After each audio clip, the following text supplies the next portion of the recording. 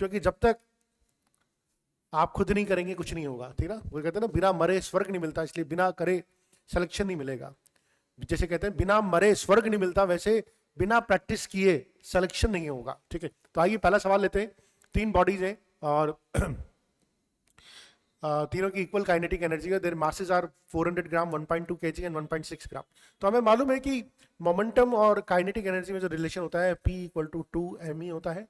तो अगर P1:P2:P3 की बात करूंगा, ठीक है, तो ये हो जाएगा √m1 √m2 और √m3। क्यों हो जाएगा? 2 कांस्टेंट है, E कांस्टेंट कट जाएंगे तो √m1 m2 m3 हो जाएगा। √m1 हो जाएगा 400 और ये हो जाएगा 1200 ग्राम और ये हो जाएगा 1600 ग्राम। तो बहुत इजी सवाल है, ठीक है। मेरे ख्याल से इसमें कहीं पे दिक्कत नहीं आनी चाहिए। 1:√3:4 हो जाएगा तो 4 का स्क्वायर रूट 2 हो गया, तो 1:√3:2। बिल्कुल इजी सवाल है, तुरंत वाला सवाल है जो तुरंत होना ही चाहिए, इसमें कोई कंफ्यूजन नहीं होना चाहिए। और आप देखिए 73% लोगों ने इस सवाल का जवाब सही दिया है, तो हम इसको कर सकते हैं। आइए अगला सवाल देखते हैं। तो सवाल बहुत जेई मेन के इजी है, ठीक है। A player caught a cricket ball of mass 150 gram moving at a speed of 20 metre per second. If the catching process is completed in 0.1 second, जो कैचिंग प्रोसेस है उसको 0.1 सेकंड में complete हुआ है, the magnitude of the force. तो हमें मालूम है कि न्यूटन का सेकंड लॉ का सीधा कॉन्सेप्ट हो गया, F = ΔP/ΔT, ठीक है। मोमेंटम में चेंज कितने टाइम में जो चेंज हुआ वही तो होता है फोर्स। तो initial momentum minus final momentum या final momentum minus initial momentum, final momentum तो जीरो है, फाइनल मोमेंटम तो जीरो है, बॉल को पकड़ लिया ना भाई, तो मोमेंटम तो जीरो हो गया। इनिशियल मोमेंटम तो final momentum minus initial momentum हो जाएगा 150 ग्राम, तो 150 × 10⁻³ ये तो केजी में डालेंगे। केजी में डालना जरूरी है क्योंकि बॉल का मास जो दे रखा है वो ग्राम में दे रखा है। टाइम और स्पीड है 20 मीटर पर सेकंड और टाइम कितना लगा 0.1 सेकंड। इसको सॉल्व कर लीजिए, ठीक है। सो दिस इज, ये कट जाएगा तो ये 200 हो जाएगा, ये 15 × 2 30 हो जाएगा, 30 न्यूटन, ठीक है। बिल्कुल सिंपल सवाल है, बिल्कुल भी गलत नहीं होना चाहिए, simple. Newton second law F = ΔP/ΔT। Class 9 का कॉन्सेप्ट लग रहा है इसमें, ठीक है, क्लास 9 का कॉन्सेप्ट लग रहा है, ये तो बिल्कुल गलत नहीं होना चाहिए। ये एक अच्छा सवाल है। Uniform thin metal plate of mass 10 kg with a dimension is shown, the ratio of the xy coordinates of center of mass of plate is n/9, the value of n is। हाँ, ये अच्छा सवाल है, हम इसको थोड़ा time लगा के करेंगे और देखते हैं। आइए, तो ये मैं यहाँ पर बना लेता हूँ डायग्राम को, एक सिमेट्री सा डायग्राम बन रहा है, ठीक है। ये हो जाएगा 1,1, ये हो जाएगा 1,2, ये हो जाएगा 2,1, ये हो जाएगा 2,2 और ये हो जाएगा 3,2, ठीक है। और ये कोऑर्डिनेट्स तो हमारे, ठीक है, ये हमारे कोऑर्डिनेट्स हो गए 3,0, ठीक है। अब इसका पूरी का मेटल प्लेट का जो मास है वो है 10 kg। इस पूरी मेटल प्लेट का जो मास है 10 kg दिया हुआ है और हमसे क्या पूछा है, हमसे इसका सेंटर ऑफ मास के कोऑर्डिनेट्स पूछे, यानी कि XCM निकालना है और YCM निकालना है और फिर XCM/YCM का जो रेशियो है वो दे रखा है n/9 और उस n की वैल्यू निकालनी है। सेंटर ऑफ मास का x कोऑर्डिनेट निकालना है, सेंटर ऑफ मास का y कोऑर्डिनेट निकालना है, उनका जो रेशियो वो n/9 दे रखा है और वैल्यू निकालनी। देखिए कैसे करेंगे, देखिए हम देख सकते हैं कि सिमेट्री से ये जो एरिया है, ये एरिया कितना हो गया, ये 1 है, ये 2 है, ठीक है, ये एरिया हो गया। इसी तरह से ये इस वाले एरिया की बात करूं तो क्या आपको दिख रहा है, इसकी लेंथ 1 है, हाइट 1 है, तो इसका एरिया कितना हो गया 2 ले सकता हूं मैं। इसकी लेंथ, इसकी भी लेंथ 1 है, ये भी 2 है और हाइट 2 है, इसका भी एरिया 2 हो गया एक तरह से, वेरी गुड। इसकी लेंथ भी 1 है और हाइट भी 1 है, इसका एरिया एक तरह से 1 हो गया। यानी कि अगर मैं मान के चलूंगा कि जो मास डिस्ट्रीब्यूशन है वो कांस्टेंट है, तो मैं बोल सकता हूं कि भाई टोटल मास है 4 kg का, ये 2 पार्ट में है, ये 1 पार्ट में, ये 2 पार्ट में, टोटल 5 पार्ट में है। यानी इस पार्ट का जो मास हो जाएगा वो 4 kg हो जाएगा, इस पार्ट का जो मास हो जाएगा वो भी 4 kg हो जाएगा, इस पार्ट का जो मास हो जाएगा वो 2 kg जाएगा। क्या ये सिंपल सा लॉजिक समझ में आया? बिल्कुल। चलिए, अगर ये समझ में आ गया है, अब देखिए ये एक रेक्टेंगल हो गया मेरा, इसका जो कोऑर्डिनेट होंगे वो क्या कोऑर्डिनेट होंगे, देखिए ये यहाँ से आता है कि जो लंबाई है 1 है, तो यानी कि इसका x कोऑर्डिनेट 1/2 हो जाएगा। इसका जो y कोऑर्डिनेट होगा, लंबाई 2 है तो ये y कोऑर्डिनेट जाएगा 1/2, 1, ठीक है। अगर इसकी बात करूंगा, इसका जो सेंटर मास होगा वो यहाँ पर होगा, ठीक है, मैं एरो से ऊपर दिखा रहा हूँ। अच्छा, यहाँ पर इसके कोऑर्डिनेट क्या हो जाएंगे, ये 1 है और ये 2 का बीच में, यानी कि 3/2 हो जाएगा इसका कोऑर्डिनेट। क्या ये समझ में आया? इसके कोऑर्डिनेट 3/2 हो जाएगा एक्स कोऑर्डिनेट। इसी का वाई कोऑर्डिनेट क्या हो जाएगा? देखिए पूरी की पूरी लंबाई 1 है, तो वाई कोऑर्डिनेट इसका हाफ हो जाएगा।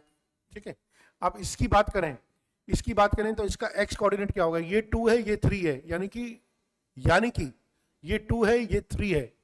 2 और 3 का मिड पॉइंट क्या होता है? 2 और 3 का मिड पॉइंट क्या होता है? 5/2, यानी कि इसका जो कोऑर्डिनेट हो जाएगा एक्स कोऑर्डिनेट 5/2 हो जाएगा।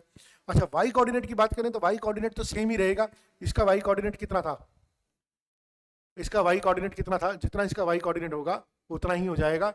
इसका जो वाई कोऑर्डिनेट हो जाएगा वो भी 1 हो जाएगा, 5/2 1। तो मैं दोबारा अच्छी तरह से लिख लेता हूँ, ठीक है, ताकि हम, तो बेसिकली मेरे पास क्या हो गया?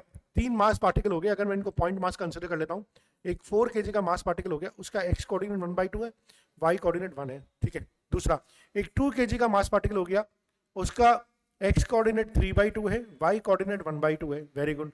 और एक और 4 kg का मास पार्टिकल हो गया जिसका एक्स कोऑर्डिनेट 5/2 है और वाई कोऑर्डिनेट 1 है। क्या ये चीज समझ में आई या नहीं आई आपको? ठीक है, अब अगर हमें ये मालूम पड़ गया तब तो हम एक्सीएम और वाईसीएम आराम से निकाल सकते हैं। अब आप एक्सीएम निकाल लीजिए और आप वाईसीएम निकाल लीजिए। ठीक है, एक्सीएम हो जाएगा 4 × हाफ, ठीक है, 4 × हाफ 2 लिख सकता हूँ, 2 × 3 3, 2 × 3/2, 2 से 2 कट गया 3, प्लस ये 2 कट गया तो ये 10 हो गया। अपॉन टोटल मास कितना है? टोटल मास कितना है? 10, तो ये हो जाएगा 15/10 एक्स कोऑर्डिनेट। इसी तरह से वाई कोऑर्डिनेट निकालूंगा तो 4 × 1 4, 2 × 1/2 1, 4 × 1 4 अपॉन 10, ये हो जाएगा 9/10। तो एक्सीएम अपॉन वाईसीएम करूंगा तो 15/9 आएगा। एक्सीएम अपॉन वाईसीएम करूंगा, एक्सीएम अपॉन वाईसीएम करूंगा तो 15/9 आएगा। उसको कंपैरिजन करूंगा n/9 से, उसको कंपैरिजन करूंगा n/9 से, तो n = 15 आ जाएगा। अच्छा सवाल है। एवरेज बच्चा, हमें भी सवाल में करीब 4 मिनट लगे, लेकिन हमें समझाया और ये सवाल करा जा सकता है। ठीक है, इतना ज़्यादा डिफिकल्ट भी नहीं है। तो हम इसका आंसर को टाइप करेंगे और इसका आंसर को टाइप करके लिखेंगे हम 15। ठीक है, बहुत बढ़िया सवाल है। ठीक है, सीधे सीधे आपसे सेंटर मास के कोऑर्डिनेट नहीं पूछे हैं, आपको एक शीट दे दी है और शीट भी आपको जो दी है वो थोड़ी सी कटी हुई दी है, तो आपको थोड़ा सा दिमाग लगाना पड़ेगा। अच्छा, ये तो बहुत सिंपल सवाल है। Kinetic energy of body become 36 times of its original value. जो इनिशियल काइनेटिक एनर्जी थी लेट्स से K1 थी, और जो K फाइनल होगी वो होगी 36 टाइम, सॉरी, K फाइनल जो होगी वो होगी 36 टाइम्स ऑफ K1। ये हमें दे रखा है। अब आप बताइए कि percentage increase in the momentum of the body. अच्छा, तो हमें मालूम है कि P final upon P initial होता है 2mkf/2mki। ओके, m से m कट गया, kf/ki, यानी कि pf/pi इक्वल टू लिख सकता हूँ 6, लिख सकता हूँ नहीं लिख सकता हूँ, यानी कि जो फाइनल मोमेंटम है इनिशियल मोमेंटम का 6 टाइम हो जाएगा। फाइनल मोमेंटम इनिशियल मोमेंटम का 6 टाइम हो जाएगा। 6 टाइम होने का मतलब हो गया 500% इंक्रीज हो गया। अरे कोई बॉडी का मोमेंटम डबल हो गया, या मैं बोलता हूँ कि यार किसी चीज की वैल्यू डबल होगी, तो बताओ कितनी बड़ी कॉस्ट? कॉस्ट 200% तो नहीं बढ़ी। अगर उसकी प्राइस पहले x थी और अब 2x होगी तो प्राइस कितनी पड़ी? 100%। किसी बॉडी की, किसी की प्राइस x थी, बाद में 4x होगी, 4 गुना होगी, तो प्राइस कितना बढ़ा? 300%। किसी की प्राइस x थी, बाद में 6x होगी, तो प्राइस कितना बढ़ा? 500%। तो पहले मोमेंटम था कुछ, अब 6 टाइम हो गया, यानी कि बढ़ा कितना? 500%। तो ये बेसिक परसेंटेज कॉन्सेप्ट जो है ना वो क्लियर होना चाहिए। और अगर आपको इसमें कोई दिक्कत आ रही है तो मेरा बेसिक मैथ्स का वीडियो देख सकते हैं, जिसमें मैंने कैसे परसेंटेज को सॉल्व करना चाहिए वो सिखाया है। और सबसे बड़ी सरप्राइजिंग बात क्या है, यहाँ पर इतने लल्लू सवाल को भी सिर्फ 50% लोग ही सही कर पाए। ये बड़ी सरप्राइजिंग बात है। जो एक 9th क्लास का या 10th क्लास का सवाल था जेईई मेन में, ये सवाल की, मैं नहीं मानता इस सवाल की औकात 9th या 10th क्लास से ज्यादा की है। ये 9th या 10th क्लास का सवाल है। ठीक है, 9th क्लास में बच्चों को सिखा देते हैं, उसको भी जेईई मेन के से 50% बच्चे ही सही कर पाए। ये बड़ा सरप्राइजिंग है। आइए, 4 particles ABCD of mass m/2, 2m and 4m have same momentum respectively. The particle with the maximum kinetic energy, देखिए काइनेटिक एनर्जी का फॉर्मूला क्या होता है? p² / 2m। काइनेटिक एनर्जी का फॉर्मूला क्या होता है, पी स्क्वायर बाई 2। अगर मोमेंटम सबका सेम है तो काइनेटिक एनर्जी उसकी ज्यादा होगी जिसका मास होगा, सब मास कम होगा, यानी कि kinetic energy is inversely proportional to mass, यानी कि मास कम तो काइनेटिक एनर्जी ज्यादा, मास कम तो काइनेटिक एनर्जी ज्यादा। अब किसका मास सबसे कम है, अरे यार m/2 का मास सबसे कम है ना, m/2 का मास सबसे कम है तो इसकी काइनेटिक एनर्जी सबसे ज्यादा होगी। क्या इससे जरा लल्लू सवाल कोई आ सकता है, नहीं आ सकता, इतना लल्लू सवाल जेई मेन में। चलो 77% लोगों ने सही किया, बिल्कुल सही है, इसी लायक था ये। In a system of particles of masses m1 3 kg, m2 2 kg are placed at a certain distance from each other. The particle of mass m1 is moved. देखिए बहुत अच्छा सवाल है, बहुत अच्छा सवाल है ना। ये m1 मास का 3 kg का पार्टिकल है, ये m2 मास का 2 kg का पार्टिकल है। ऑब्वियसली सर सेंटर ऑफ मास जो होगा वो इसकी तरफ टिल्टेड होगा, जिधर ज्यादा मास उधर ही सेंटर ऑफ मास होता है, ये हमने पढ़ा है। अब particle of mass m1 is moved towards the centre of mass of the system. अब क्या करा मैंने, इसको थोड़ा सा इधर की तरफ मूव कर दिया, इसको इधर की तरफ मूव कर दिया। अब अगर मुझे चाहता हूं कि सेंटर ऑफ मास इधर ही शिफ्ट करे तो मुझे इसको भी इधर शिफ्ट करना पड़ेगा, ऑब्वियसली इसको भी इधर शिफ्ट करना पड़ेगा। तो मुझे इसको कितना शिफ्ट करना पड़ेगा ये पूछा है।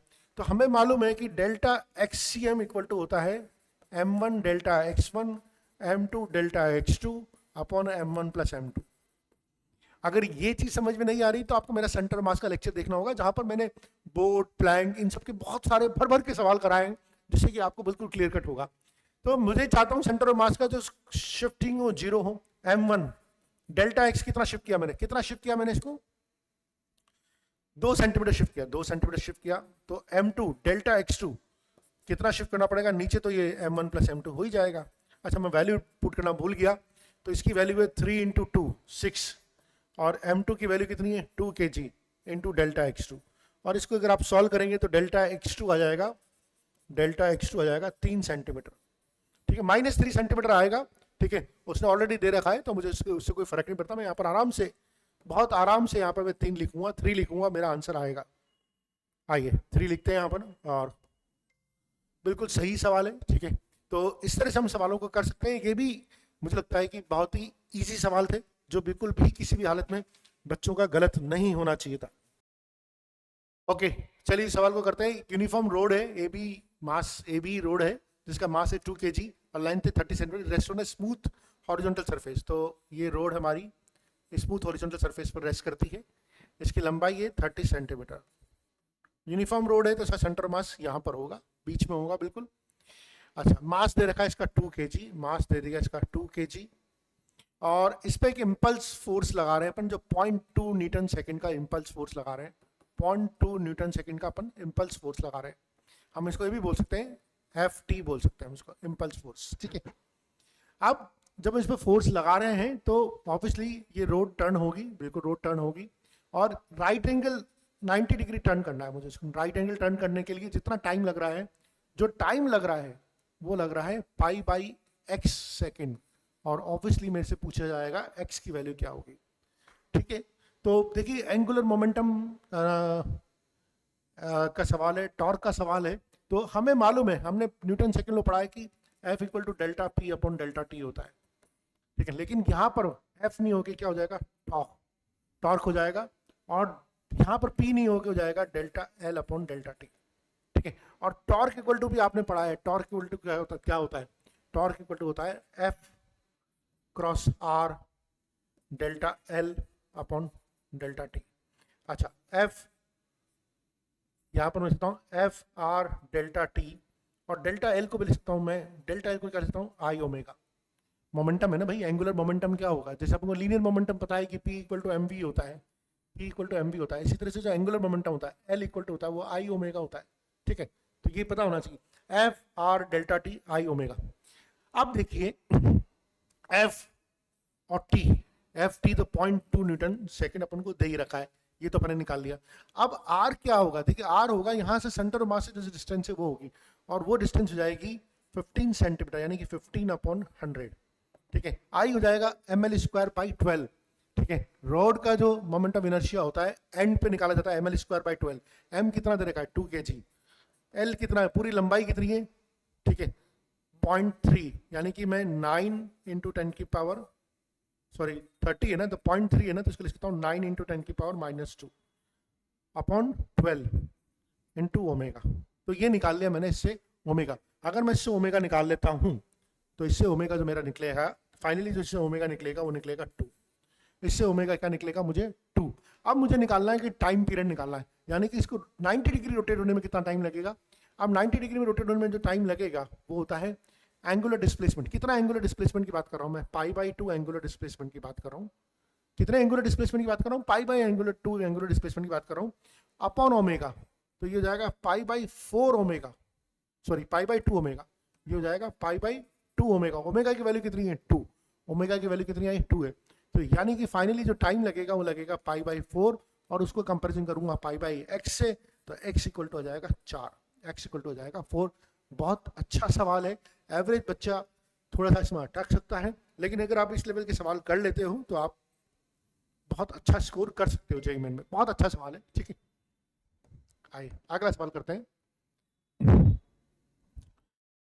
The identical spheres of mass 2m are placed at the corners of a right angle triangle with mutually perpendicular sides equal to 4 metre each।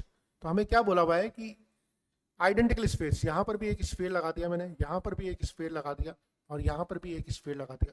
सबका मास है 2m, सबका मास है 2m, सबका मास है 2m, ठीक है। Taking point of intersection of these two slide as a origin. अच्छा, इन सबकी लंबाई कितनी है 4 4, परपेंडिकुलर साइड की लंबाई कितनी है 4 4। तो ये साइड अपन निकाल सकते हैं 4 रूट। हालांकि देखते हैं मुझे जरूरत पड़ेगी नहीं पड़ेगी। जब भी क्वेश्चन आए तो उसको डायग्राम बनाई, विजुलाइज करने की कोशिश कीजिए। Taking point of intersection of these two slide as a origin. अच्छा, ये ओरिजिन हो गया, तो ये तो हो गया कोऑर्डिनेट 4,0 और इसके कोऑर्डिनेट हो गए 0,4। अब हमसे पूछा है the magnitude of the position vector of the centre of mass of the system is 4√2/s। इसकी जो कोऑर्डिनेट्स है 4√2/x है। बताओ x की वैल्यू क्या होगी। तो हम एक्सियम निकाल लेते हैं, सिंपल सी बात है। इसका एक्सियम तो 0 हो जाएगा क्योंकि 0 0 पे लाई कर रहा है, तो 0 0 पे लाई कर रहा है। यहाँ पर 2m इंटू 4 हो जाएगा, 2m इंटू 4 हो जाएगा, प्लस आगे वो भी 0 हो जाएगा। नीचे टोटल मास कितना हो जाएगा 6m, टोटल मास कितना हो जाएगा 6m, ठीक है। अब पोजीशन वेक्टर पूछा था तो हमें पूरा ही निकालना पड़ेगा, ठीक है। ये हो जाएगा हमारे पास 8m अपॉन 4m, तो दिस इज 4/3 आई कैप। क्या ये समझ में आया। इसी तरह से YCM भी निकालूंगा, वो भी आ जाएगा 4/3 जे कैप।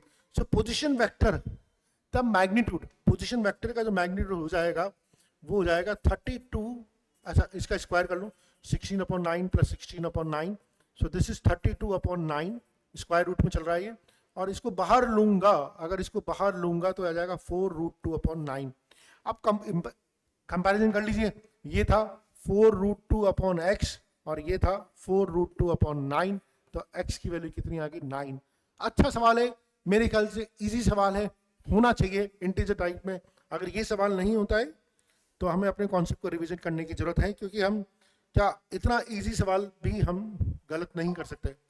तो ओहो, तो कुछ क्या हमने गलती करी। Where the value of X is 3 आएगी, सॉरी मैंने स्क्वायर रूट नहीं लिया, मैंने यहाँ पर स्क्वायर रूट नहीं लिया, 9 का स्क्वायर रूट लूंगा तो 3 आएगा। सो माई मिस्टेक। देखिए छोटी छोटी मिस्टेक हो जाती है। ये 3 आएगा तो यहाँ पर x इक्वल टू भी 3 आएगा, मैंने स्क्वायर रूट लेने में गलती कर दी थी, ठीक है। तो जल्दबाजी में आप गलती कर सकते हैं। तो देखें इसका आंसर, बिल्कुल करेक्ट आंसर इज 3, बिल्कुल सही है, मैंने गलती कर दी थी स्क्वायर रूट लेने में, ठीक है। आगे अगला सवाल करते हैं। A simple pendulum of length m has a wooden bob of mass 1 kg। It is struck by a bullet of mass 10.2 minus. बनाइए, डायग्राम बनाइए, सिंपल सी बात है। पेंडुलम वुडन बॉब है, वुडन बॉब है, ठीक है। इसका मास कितना है 1 kg, 1 kg का मास है। It is stuck by a bullet, एक बुलेट आई उसे टकराया, उस बुलेट का मास कितना है 10⁻² kg, बहुत हल्की बुलेट है।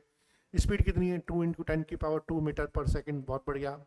इसे टकराई, द बुलेट इसके अंदर चलेगी, बहुत बढ़िया। अब उसके बाद ये जो बॉब होगा ये किस हाइट तक जाएगा, ठीक है, किस हाइट तक जाएगा। यहाँ पर ये जो है ना बुलेट इसमें फंस गई है, अब ये हमें किस हाइट तक जाएगा ये निकालना है। तो हमें एनर्जी कंजर्वेशन लगा देना है, लेकिन एनर्जी कंजर्वेशन से पहले हमें इसकी हाइट, इसकी स्पीड निकालनी है। तो हमें इनिशियल जो मोमेंटम है इसका जो इनिशियल मोमेंटम है 2 × 10⁻² × 10⁻², ये तो इनिशियल मोमेंटम हो गया। अब इन दोनों का जो कंबाइंड मोमेंटम होगा 1 kg प्लस 10⁻² 1.01, सॉरी 1 + 0.01 इंटू इसकी वेलोसिटी निकालनी है। तो आप देखिए इसकी velocity approximately 2 metre per second ही आ रही है। अप्रोक्सीमेटली मान सकते हैं यार, 1.01 को डिवाइड 2 को डिवाइड करूँगा 1.01 से तो 2 मान सकते हैं, देखेंगे है ना, कैलकुलेशन सिंपल करने के लिए मान लेते हैं इतना कि 2 मीटर पर सेकेंड आ गई। अब 2 मीटर पर सेकेंड की आ गई तो हमें मालूम है कि अब इसकी जो काइनेटिक एनर्जी होगी वो होगी 1/2 m plus M V square combined की plus m plus M G H. जितनी भी काइनेटिक एनर्जी होगी पूरी की पूरी पोटेंशियल एनर्जी में कन्वर्ट हो जाएगी, जहां तक ऊपर जाके इसकी इस मैक्सिमम हाइट पे जाए जहां पर अपन कैलकुलेट कर रहे हैं। भाई यहाँ तो पोटेंशियल एनर्जी जीरो है, यहाँ तो सिर्फ काइनेटिक एनर्जी, इस जगह पे कैलकुलेट करूंगा तो इस जगह सिर्फ potential energy kinetic energy zero है, तो काइनेटिक एनर्जी को पोटेंशियल एनर्जी से इक्वेट कर दिया। फाइनली हमारे पास जो आ गया ये तो कट गया, तो v इक्वल टू आ गया √2gh। आ गया नहीं आया 2gh। अच्छा मुझे निकालना क्या था, मुझे तो h निकालना था, ओके h निकालना था, तो सॉरी मैं h निकालना था, तो मैं यहां से मैं करता हूं।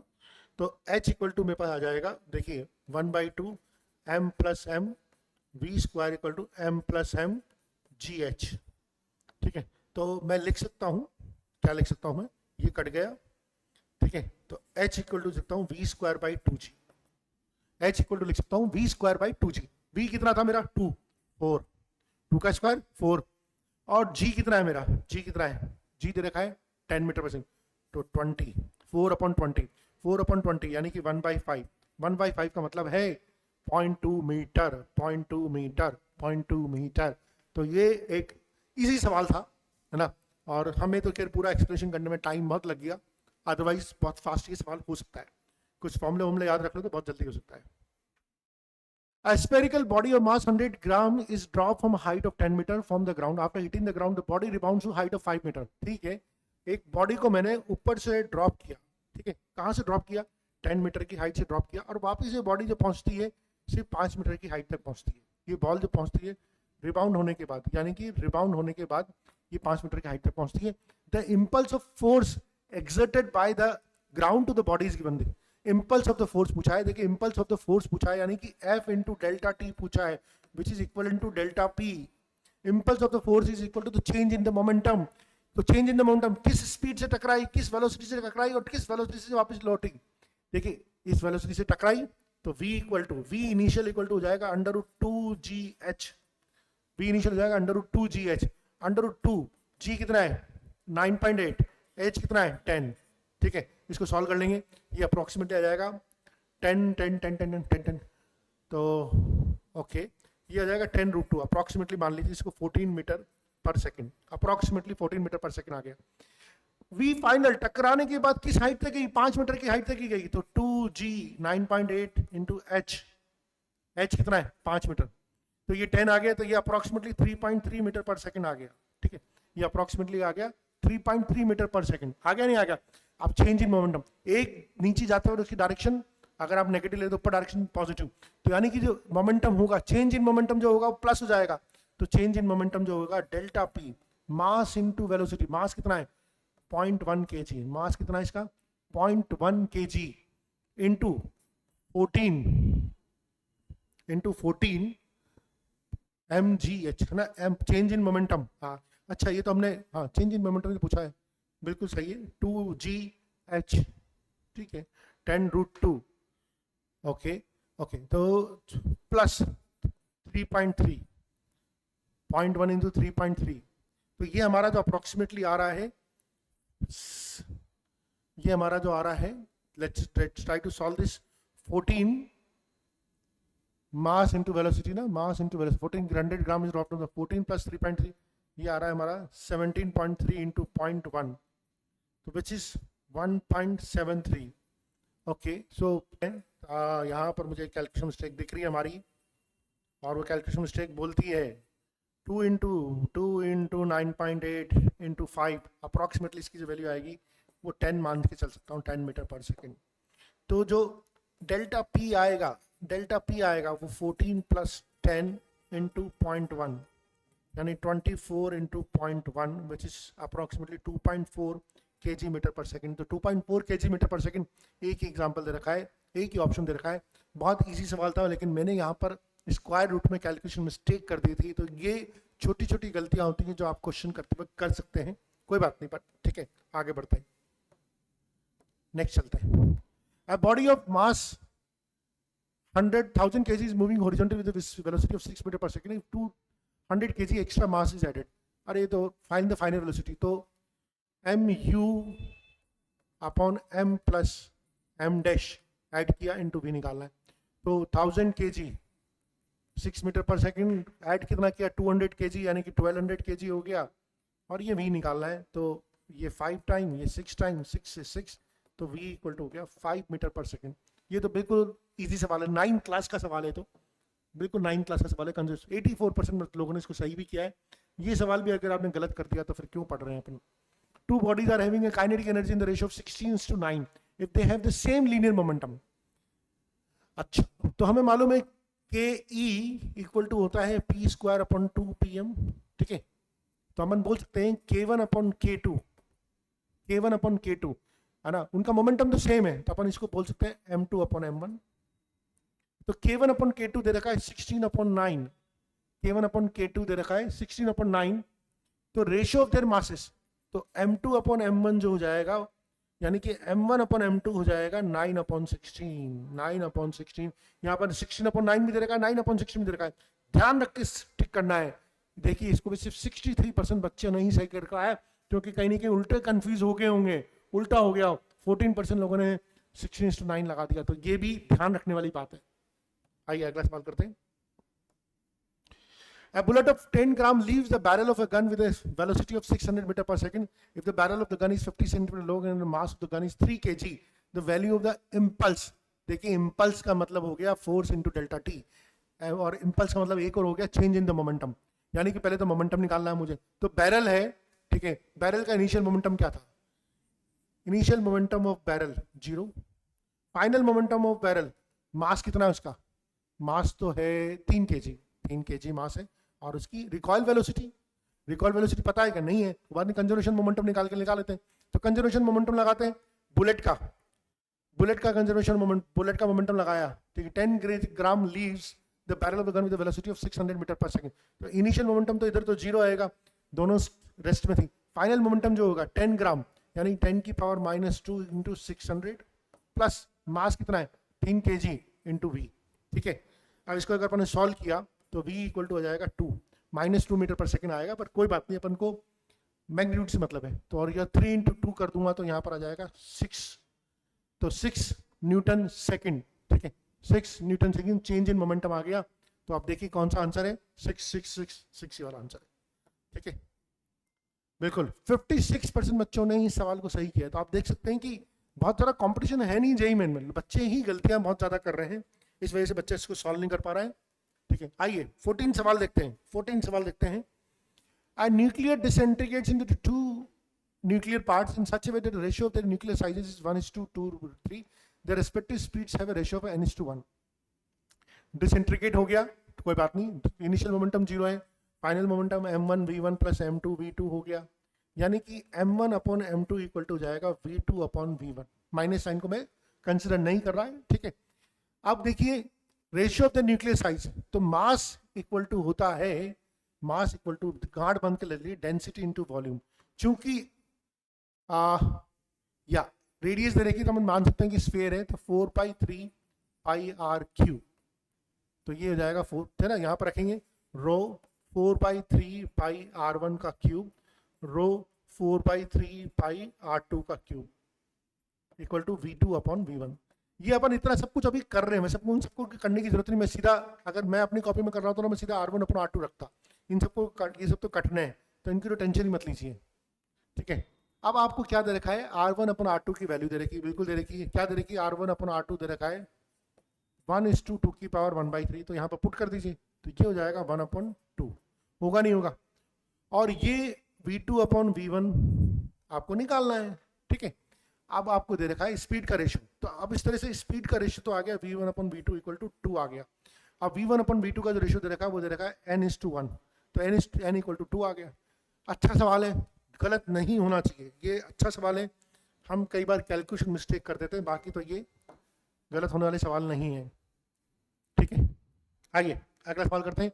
N average force of 125 Newton is applied on a machine gun firing bullets each of mass 10 gram at a speed of 200 meter per second to keep it in a position. The number of bullets fired per second by the machine gun.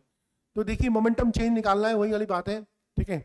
N average force F equal to delta P upon delta T, M N V, F equal to M N V, F equal to क्या हो जाएगा M N V, ठीक है, N M V. तो force कितना दे रखा है 125 न्यूटन, फोर्स कितना रखा है 125 न्यूटन, और स्पीड कितनी देखी है एम, अच्छा मास दे रखा है 10 ग्राम, यानी 10 का मतलब हो गया 10 की पावर -2। नंबर ऑफ बुलेट निकालना है, वी कितना दे रखा है, वी दे रखा है 250 मीटर पर सेकेंड, बस निकाल लो इसको। तो ये तो हो गया 2, और एन इक्वल टू जाएगा 100/2, यानी कि 50 बुलेट्स पर सेकेंड। 50 बुलेट्स, ये जो एन है ये number of bullets per second है, ये एन क्या है, number of bullets fired per second. अच्छा F equal to M N V कैसे हो गया, क्योंकि एफ इक्वल टू क्या हो जाएगा delta P upon delta T, तो या F into delta T equal to लिख सकता हूँ मैं चेंज इन मोमेंटम, और चेंज इन मोमेंटम ही मुझे यहाँ पर निकालना है, ठीक है। तो एन इक्वल टू हो गया 50। ये देखिए आंसर 67% बच्चों ने इसको सही जवाब दिया है, तो अपन ने भी इसको सही जवाब दे दिया। आगे आगे बढ़ते हैं। पार्टिकल मास m, ये तो सबसे लल्लू सवाल है। Moving with velocity v collides with stationary particle of mass 2m, after collision they stick together and continue to move together. अरे क्या करना है इसमें, m को v से momentum, initial momentum, final momentum हो जाएगा 3m इंटू वी डैश, तो v डैश इक्वल टू जाएगा v/3। क्या इससे भी सीधा सवाल कोई आ सकता है, नहीं आ सकता। क्या इसको भी किसी ने गलत किया है, 17% लोगों ने इस सवाल को भी गलत किया है, तो आप सोच सकते हैं। आइए एक और सवाल करते हैं। ये फोर्स का वेरिएशन दिखा रखा है टाइम के साथ, है ना, फोर्स का वेरिएशन दिखा रखा है 4 ग्राफ में टाइम के साथ, और हमसे पूछा है किसमें इम्पल्स हाईएस्ट है। तो देखिए इम्पल्स क्या होती है, area of F T curve, area of F T curve. तो किसका एरिया सबसे ज्यादा है, अरे बहुत आसानी से दिख रहा है, किसका एरिया सबसे ज्यादा है, बी का एरिया सबसे ज्यादा है। देखिए बी का एरिया सबसे ज्यादा है, बी का एरिया हो जाएगा 0.5 इंटू 2, 0.5 इंटू 1 हो जाएगा। ए का एरिया ट्राइंगल है वैसे कम हो जाएगा, इसका भी कम हो जाएगा, इसका भी कम हो जाएगा, तो बी का एरिया सबसे ज्यादा है। कुछ ज्यादा दिमाग नहीं, 72% बच्चों ने सही किया है, बाकी गलत किया। आप चाहें तो मैं अलग एरिया निकाल के आपको दिखा सकता था, लेकिन मुझे नहीं लगता कि बहुत सिंपल सवाल है, कर सकते हैं हम। A ball is dropped from a height of 20 meters if the coefficient of restitution for the collision between the ball and the floor is 0.5. After hitting the ball rebounds to height of, ठीक है। वैसे तो इसका formula याद होना चाहिए, पर नहीं भी याद हो तो कोई बात नहीं। हमें मालूम है कि अगर ये बॉल है यहाँ से गिरती है, ठीक है, हाइट से गिरती है, h हाइट से गिरती है, ठीक है, और अगर ये u वेलोसिटी से टकराती है, तो रिबाउंड वेलोसिटी जो होती है ना v इक्वल टू होती है eu। रिबाउंड वेलोसिटी जो होती है v इक्वल टू eu होती है, और अगर ये h हाइट से गिरती है तो रिबाउंड हाइट होती है e²h, ठीक है, रिबाउंड हाइट होती है e²h। तो ये बेसिक चीज है, अगर इसमें भी कोई दिक्कत है तो आप मेरा पूरा कोलिजन वाला वीडियो देख सकते हैं, जिसमें मैंने पूरा डिटेल से इनको एक्सप्लेन किया हुआ है कि कॉन्सेप्ट कैसा लगता है। h1 इक्वल टू e²h, तो h1 e² 1/4, h कितना है 20 मीटर, तो 5 मीटर, ठीक है। बहुत ही इजी सवाल है, बिल्कुल गलत नहीं होना चाहिए था, 5 मीटर, ठीक है। आगे आंसर चेक करते हैं, बिल्कुल आसान सवाल है, ऐसे सवाल तो सीटर है।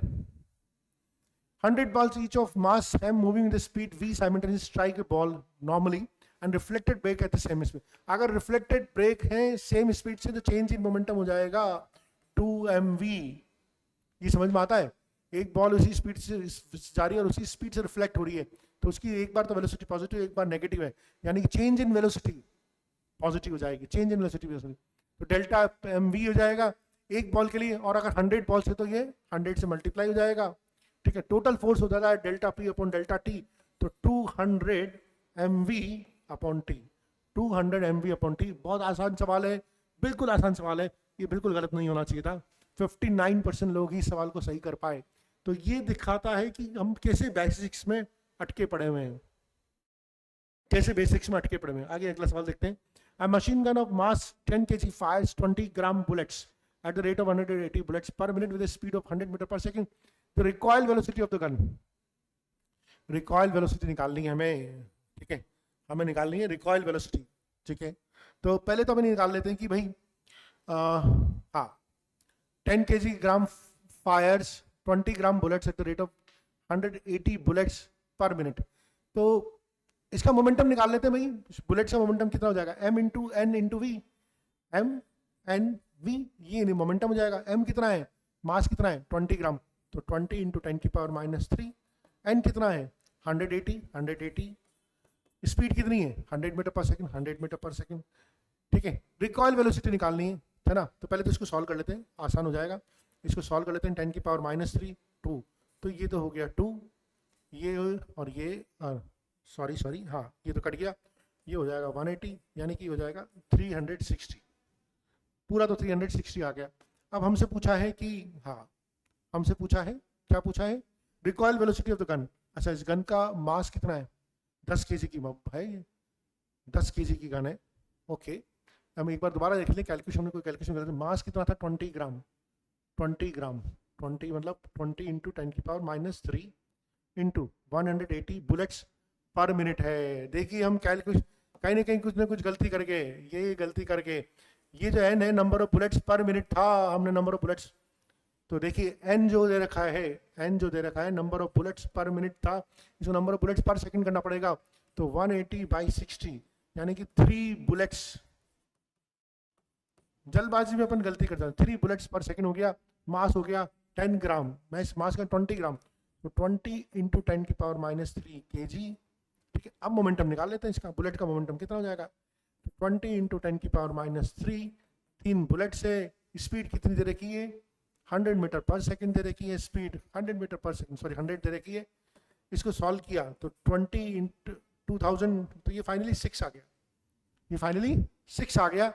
अब हमें ये 6 आ गया, this is equal to mass, किसका मास, मशीन गन का मास, मशीन गन का मास 10 kg, रिकॉइल वेलोसिटी ये होगी, तो ये हो जाएगी 0.6 मीटर पर सेकंड। गलती करी थी छोटी सी, पनिशमेंट भुगतना होगा, पनिशमेंट भुगतना पड़ा, हमारा टाइम ज़्यादा लग गया, तो 0.6 मीटर पर सेकंड, 60% लोग ही सवाल को सही कर पाए। तो ये भी देख सकते हैं आप, कैसे हम गलतियां कर रहे हैं, ये भी समझ में आनी बात है। देखिए सब सवाल मैं आपके लिए लाइव सॉल्व कर रहा हूँ, ठीक है, तो जो गलतियां एज स्टूडेंट आप करेंगे वैसी वैसी गलतियां मैं भी कर रहा हूँ, ठीक है। As per the given figure, a small ball P slides down the quadrant of a circle and hits the other ball Q of equal mass, which is initially rest. Neglecting the effect of friction, assume the collision to be elastic. देखिए collision elastic है और same mass के object अगर टकरा रहे हैं, अगर collision elastic है और मान लीजिए ये रेस्ट पे है, ये रेस्ट पे है, ये किसी भी स्पीड से चल रही है और मान लीजिए m1 मास है, ये भी m1 मास है, ये u1 वेलोसिटी है, ये रेस्ट पे है, तो हमें मालूम है कि collision के बाद ये लोग अपनी वेलोसिटी से एक्सचेंज कर लेते हैं, वेलोसिटी को एक्सचेंज कर लेते हैं। तो अगर ये रेस्ट पे है तो ये रेस्ट पे आ जाएगा और ये u1 वेलोसिटी से दौड़ने लगेगा, ठीक है। तो हमें वेलोसिटी ऑफ बॉल क्यू पूछी है, तो पहले तो हम ये निकाल लेते हैं किस वेलोसिटी से टकरा रहा है, हमें मालूम है कि वेलोसिटी से कितना टकरा रहा है। अच्छा, ये हाइट कितनी है 20 सेंटीमीटर, ये हाइट कितनी है 20 सेंटीमीटर, तो वेलोसिटी हो जाएगी √2, g कितना है 10, h कितना है, h कितना है 1/5, h कितना है 20 सेंटीमीटर 1/5, ये कट गया, तो 2 इंटू 2 4, यानी कि 2 मीटर पर सेकंड की स्पीड से टकराएगा, और 2 मीटर पर सेकंड की स्पीड से टकराएगा, इलास्टिक कोलिजन है, सेम मास है, तो वेलोसिटी एक्सचेंज हो जाएगी, यानी इसकी भी वेलोसिटी जो हो जाएगी वो 2 मीटर पर सेकंड हो जाएगी। इससे आसान सवाल कहीं नहीं मिल सकता। और देखें इस सवाल को कितने लोगों ने सही किया, 75% लोगों ने सही किया। आइए अगला सवाल करते हैं, ठीक है, okay.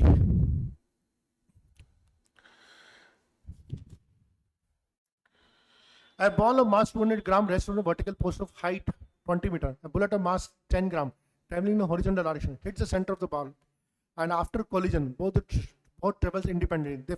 The ball hits the ground at a distance 30 meter, and bullet is at a distance of 120 meter from the foot of the force. The value of the initial velocity of the bullet. अच्छा सवाल है, ठीक है, एक बार कम दिमाग में estimate करके देखते हैं। चलिए क्या है, क्या बोल रहा है कि एक वर्टिकल पोस्ट है, एक वर्टिकल पोस्ट है, इसकी हाइट कितनी है 20 मीटर, 20 मीटर हाइट है, वेरी गुड। इस पे क्या रखा हुआ है, इस पे रखा हुआ है बॉल रखी हुई है, अच्छा ये बॉल रखी हुई है, चलो बॉल रखी हुई है, इसका मास कितना है 200 ग्राम, इसका मास हो गया 200 ग्राम। अब क्या हुआ, एक बुलेट आई, चलो एक बुलेट आई यहाँ से हॉरिजॉन्टली आई बुलेट, इसका मास कितना है 10 ग्राम, इसका मास है 10 ग्राम। क्या इसकी स्पीड दे रही, नहीं दे रही। आफ्टर कोलिजन दोनों इंडिपेंडेंटली मूव करती है। अच्छा यहाँ पर टकराई, यहाँ आके टकराई, फिर उसके बाद ये ऐसे मूव करी होगी, कौन ज़्यादा, अच्छा बुलेट ज़्यादा दूर रखती है, तो ये भैया बुलेट यहाँ गिरी होगी दूर, और ये जो बॉल है वो यहाँ कहीं गिरी होगी, ठीक है, यहाँ कहीं गिरी होगी। अच्छा, जो बॉल है वो डिस्टेंस पे गिरती है, कितनी डिस्टेंस में गिरती है, बॉल तो गिरती है 30 मीटर की डिस्टेंस पे, 30 मीटर की डिस्टेंस पे गिरती है भाई, और ये गिरती है 120 मीटर की डिस्टेंस में, ये गिरती है 120 मीटर की डिस्टेंस में। बिल्कुल ये सवाल हमारा डायग्राम में बिल्कुल रिप्रेजेंट हो गया। अब हमसे पूछा है the value of the initial velocity of the bullet, initial velocity of the bullet पूछिए कि ये किस स्पीड से टकराई होगी, ये पूछा हमसे। अच्छा पहले तो हम ये निकाल लें कितने टाइम में गिरी होगी, दोनों की दोनों कितने टाइम में गिरी होगी। हमें मालूम है टाइम इक्वल टू, तो हमारी बहुत सिंपल सी कैलकुलेशन होती है, 2h/g होता है, टाइम इक्वल टू 2h/g होता है। ठीक है, तो टाइम तो अपन ने निकाल लिया, टाइम तो आ गया मेरा 2 सेकंड, यानी कि दोनों को गिरने में कितना टाइम लगा, 2 सेकंड लगा। अब 2 सेकंड से इसने हॉरिजॉन्टल डिस्टेंस ट्रेवल करी, बॉल ने 30 मीटर की, इसने हॉरिजॉन्टल डिस्टेंस ट्रेवल की 120 की।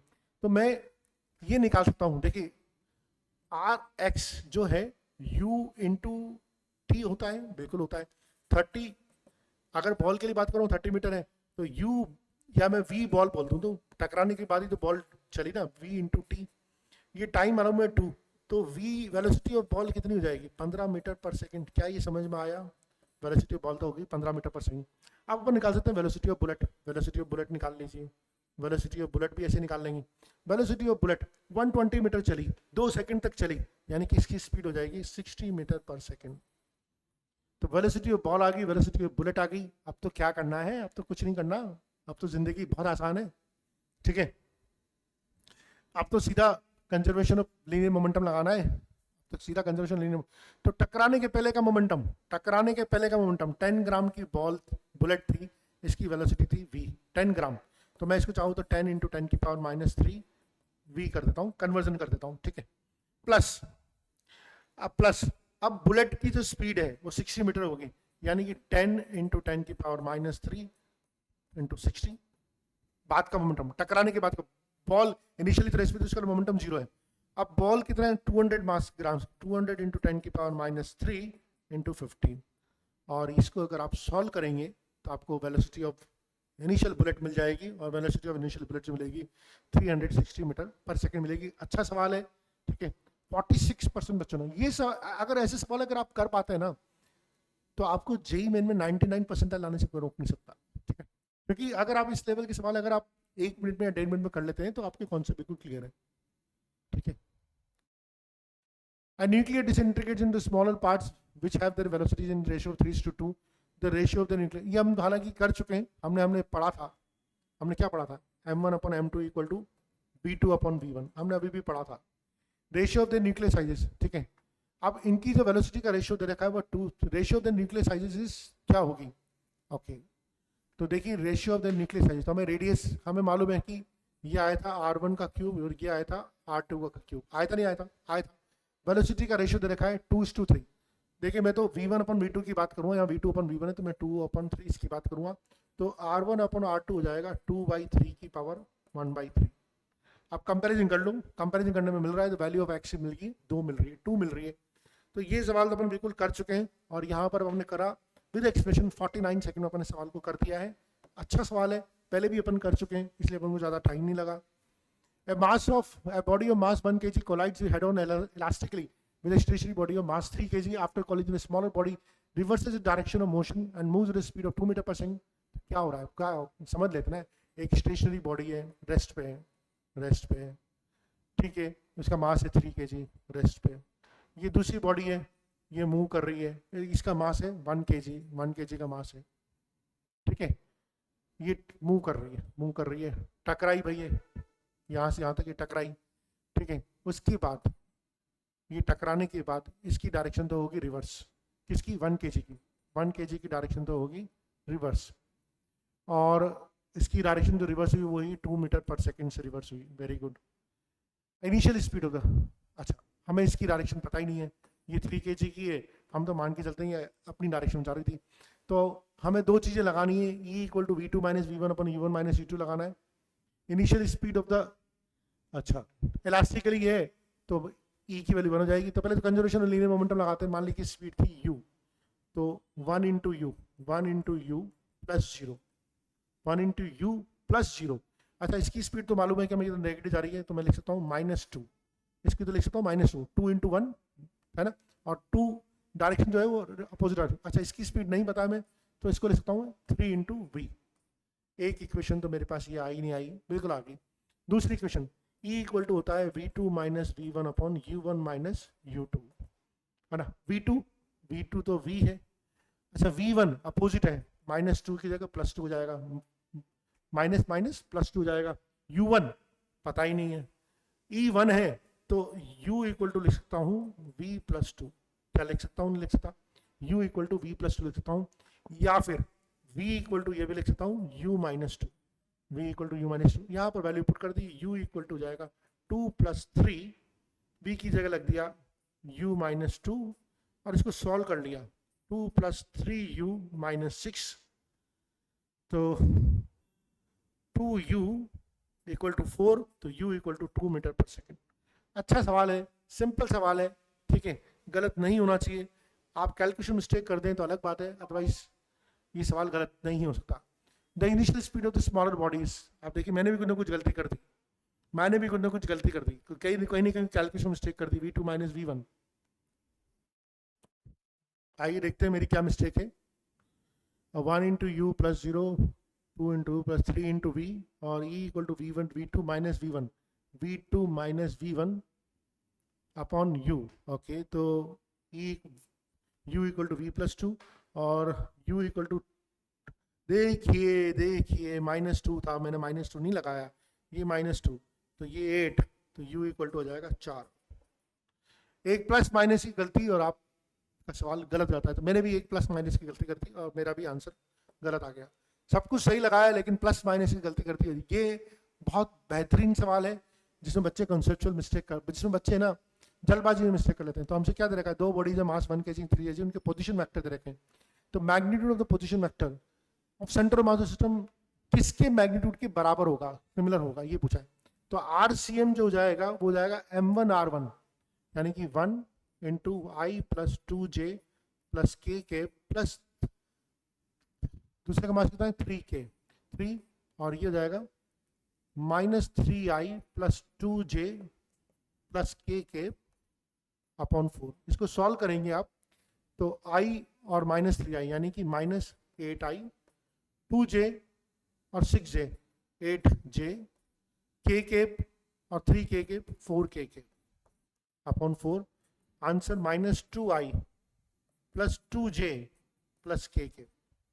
ठीक है, अब देखिए जो जल्दबाजी में हम गलती करते हैं ना, वो क्या करते हैं वो समझिए। क्या मैंने सही किया है, ठीक है। सो I plus 2J plus K -3I -2J, अच्छा ये -2J, देख फिर गलती कर दी, -2J है प्लस K। अच्छा इसको मल्टीप्लाई किया तो 1I और ये हो गया -9I, तो -8I हो गया, ये 2J और ये 3J, अच्छा -2J और ये माइनस था -6J, तो ये -4J आएगा, ये -4J आएगा। दोबारा कर देता हूँ मैं, कैलकुलेशन मिस्टेक बहुत ज़्यादा हो रही है, इनफैक्ट मेरे से भी हो रही है, ठीक है, कहीं ना कहीं जल्दबाजी करने के चक्कर में हो रहा है ये। तो ये माइनस है, तो RCM के जो कोऑर्डिनेट आ जाएंगे वो I प्लस -I, तो -8I, ये 2J और ये -6J, ये -4J आ जाएगा, और ये तो हो जाएगा 4K अपॉन 4। तो इसको सॉल्व किया तो -2I -JK प्लस K, ये मेरे RCM के कोऑर्डिनेट हो जाएंगे। क्या मुझे इनमें से कोई भी चीज़ मिल रही है, कोई सी भी चीज़ नहीं मिल रही। कई बार बच्चे जल्दबाजी में D लगा देते हैं, D में 2K, -2I देखा -2I देखा, -J देखा -JK लगा दिया और 2K लगा दिया। अरे 2K वहाँ पर 2K, यहाँ पर K है, ये तो लग ही नहीं सकता। इन्होंने पूछा है कि इनमें से कौन सा ऐसा ऑप्शन है जिसका मैग्नीट्यूड इसके बराबर होगा। अब इसका मैग्नीट्यूड कितना होगा, √6। इसका मैग्नीट्यूड कितना होगा, √6। क्या इसका मैग्नीट्यूड √6 है, नहीं। इसका मैग्नीट्यूड 3 है। इसका मैग्नीट्यूड √6 नहीं है। क्या इसका मैग्नीट्यूड √6 है, बिल्कुल सही है, इसका मैग्नीट्यूड √6 है, इसका मैग्नीट्यूड कम है। आंसर देखिए यही आया है, और आप देखिए सिर्फ 46% बच्चों ने सवाल को सही किया है, बाकी लोगों ने 38% बच्चों ने इसको -2I -J देख के इसका आंसर ये लगा दिया। So this brings us to the closure of centre of mass collision के अपने हम बहुत सारे सवाल करें, और आई होप जैसे हमने प्रैक्टिस करी आप भी यहीं पे वैसे ही प्रैक्टिस करेंगे। ठीक है, धन्यवाद, थैंक यू। ओके, सो आइए देखते हैं अगेन। मुझे लगता है कि कोई कैलकुलेशन मिस्टेक हम यहाँ पर कर रहे हैं।